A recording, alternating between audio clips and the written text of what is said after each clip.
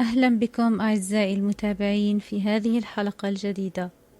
سنستمع فيها إلى تجربة فاطمة في الاقتراب من الموت، وهي تقول: حدثت معي هذه التجربة عام 2002.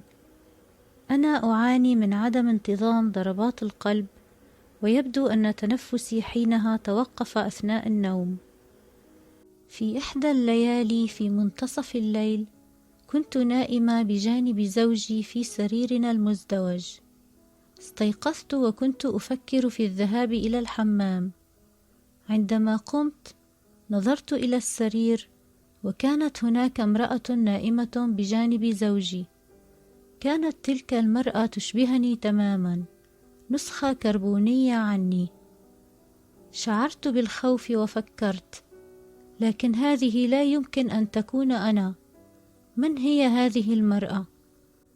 وفجأة شعرت بوجود أحد ما بالقرب مني.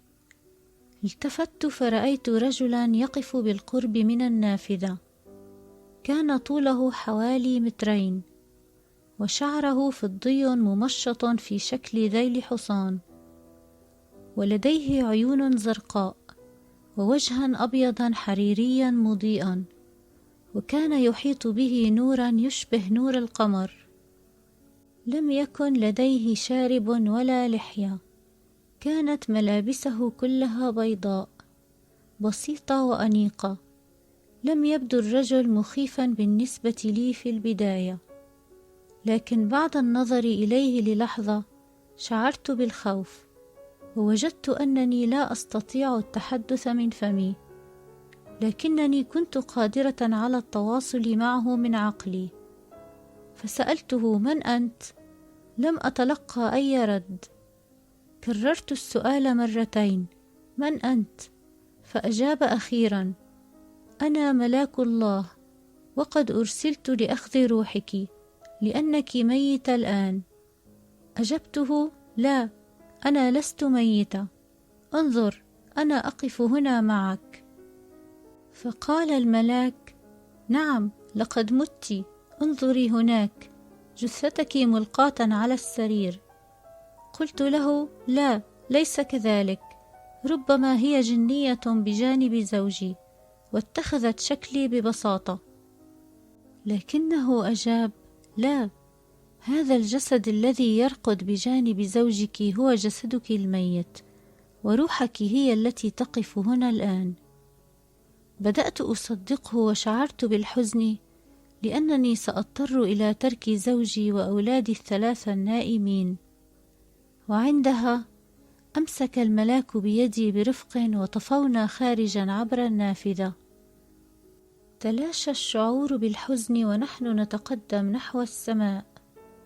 نظرت إلى الأسفل ورأيت سقف منزلي وأسقف المنازل الأخرى في شارعنا. مع استمرارنا في التحرك صعودا إلى السماء، رأيت كل شيء يصغر أكثر فأكثر، وكان المنظر جميلا جدا. في البداية بدت الأرض مسطحة بالنسبة لي، ولكن كلما ابتعدنا في الفضاء كلما بدت الأرض بيضاوية الشكل. ثم نظرت حولي ورأيت أننا نجتاز الكواكب والنجوم والعديد من المجرات، بدوا في غاية الجمال. كنت في حالة من الرهبة، ولكنني مع ذلك شعرت بالهدوء والراحة والسلام الشديد. وبدا أنني كنت ذاهبة إلى مكان ما بعيد جدا جدا، لكن خلال فترة زمنية قصيرة ارتعشت فجأة ولم أعد هناك. وبعدها فتحت عيني ووجدت نفسي في حديقة رائعة وجميلة بشكل لا يصدق، لا أجد الكلمات لوصفها. كنت أقف في هذه الحديقة بجوار بوابة ضخمة من الذهب والفضة، بها العديد من الأحجار الكريمة المزخرفة ذات الألوان المختلفة.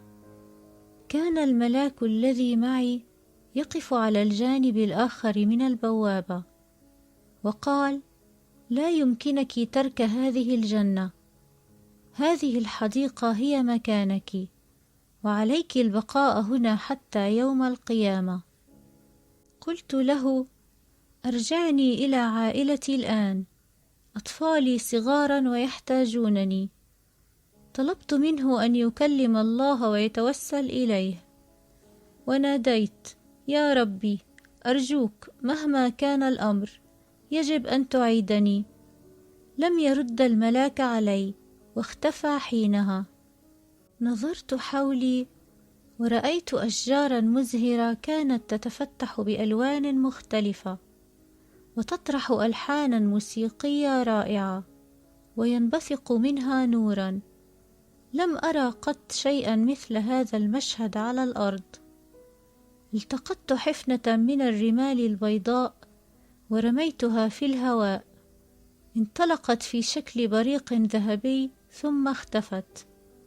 رأيت طيورا جميلة بأحجام وأشكال وألوان مختلفة، وبينما كنت أشاهد تلك الطيور وهي تحلق، رأيت الضوء يتلألأ ويتألق من أجنحتها، وبدت أصواتها كأنها ألحان جميلة. كان سمعي حادا جدا، وسمعتهم بوضوح شديد، وعندما ركزت على تلك الطيور كان بإمكاني سماعها تغني. كانت السماء بلون الخوخ، ولم تكن هناك غيوم ولا شمس ولا قمر ولا نجوم، والطقس كان مثاليا وهادئا وسلميا. لم يكن هناك سوى السعادة النقية. شعرت وكأنني أنتمي إلى ذلك المكان، وأنه هو بيتي. كان في الحديقة كل الملذات التي يمكن أن يرغب فيها القلب والعينين والأنف والأذنين. شممت عطرا لطيفا منحني الهدوء والمشاعر الطيبة. لا يمكنني وصف هذا المكان إلا بالجنة. ليس لدي كلمات أخرى سوى أنه رائع وخارج هذا العالم. مشيت في طريق ووصلت إلى نهر يتفرع منه نهرين، كان الأول بلون الحليب والآخر بلون العسل، وكانت هناك أشجار بها ثمار ضخمة مثل التين والتفاح والعنب والرمان. ورأيت أيضا العديد من أنواع الفاكهة التي لم يكن لدي أسماء لها، لأنني لم أرها من قبل على الأرض. وبينما كنت أسير على طول الطريق، اقتربت من بعض النباتات المزهرة الطويلة، وحركت الأزهار جانبا لأرى ما خلفها. وهناك رأيت قصرا ضخما بقبة لؤلؤية لامعة، كانت أحجارها شفافة، لكنها متوهجة باللونين الذهبي والفضي. وكانت هناك أحجار كريمة ملونة بشكل جميل. كان القصر يتألق بلون ذهبي مميز، وله أبواب ذات لون أخضر زمردي. مشيت نحو تلك الأبواب وفتحت لي تلقائيا، فدخلت القصر. كان السجاد أخضرا حريريا مع سلسلة من التصاميم الجميلة والرائعة. رأيت عرشين ذهبيين مزينين بالزمرد الأخضر والياقوت الأحمر والفضي. كانت هناك أيضا كراسي حريرية حمراء جميلة تتلألأ بالأحجار الكريمة، كما كانت هناك كراسي متأرجحة من اللونين الأخضر والفضي. كنت أتجول وألمس كل شيء، وأشعر بسعادة بالغة وفرح عارم. لاحظت أنني كنت أرتدي فستانا حريريا ورديا ومشمشيا مرصعا باللآلئ والألماس، وأرتدي حذاء ذهبيا مرصعا باللآلئ. حدقت في داخل القصر ورأيت العديد من الأبواب. فتحت أحد هذه الأبواب ووجدت نفسي في حمام ضخم مصنوع من الرخام اللامع بلون كريمي. كان البانيو مستديرا وبداخله ماء ومليئا بزهور اللوتس العائمة. رأيت أيضا فستانا جميلا من الحرير العاجي مزينا باللآلئ والألماس. كان كل شيء مدهشا. ثم شققت طريقي خارج القصر لاستكشاف المزيد. في البداية رأيت طائرا ضخما متعدد الألوان جالسا على شجرة. كان لديه منقار كبير وقمة مغطاة بالريش مثل تلك الخاصة بالببغاء. كلمني الطائر قائلا: السلام عليكم. رأيت أيضا شجرة بها أزهار عملاقة متعددة الألوان. ذهبت إلى تلك الشجرة وشعرت أنه يمكنني التواصل معها. كان كل شيء فريد من نوعه وحقيقي للغاية.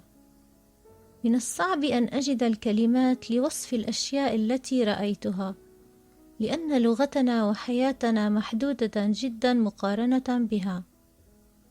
شعرت وكأنني كنت في تلك الحديقة ليوم كامل.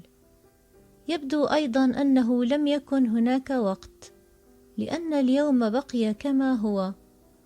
كان على عكس اليوم الذي نعرفه، لأن ضوء النهار كان موجودا دائما ولا يتغير في الصباح والمساء كما على الأرض. كنت قادرة على التحكم في رؤيتي وكأن عيني عدسة مكبرة، وكنت أرى في كل الاتجاهات ولم أشعر بالتعب في عيني. ثم لاحظت وجود النهر ذو الفرعين وجلست بالقرب منه، وفجأة سمعت ارتطاما وعدت إلى كوكب الأرض. كان الصوت قادما من صدري. استفقت وجلست وكانت دقات قلبي متسارعة، وأتعرق وأشعر بألم في صدري وألهث من أجل الهواء. أعتقد أن هذا المكان الذي زرته يجب أن يكون الجنة. لقد كانت حقيقية جدا، من الأشجار إلى القصر الذي دخلته وكل ما رأيته. لقد اكتشفت القليل فقط، لكنه كان كافيا ليذهلني. لازلت أتذكر تلك التجربة بشكل أكثر دقة من أحداث الحياة الأخرى. هذا شيء لا يمكنني نسيانه، لأنه الشيء الذي أتطلع إليه عندما أغادر هذا العالم. انتهت التجربة.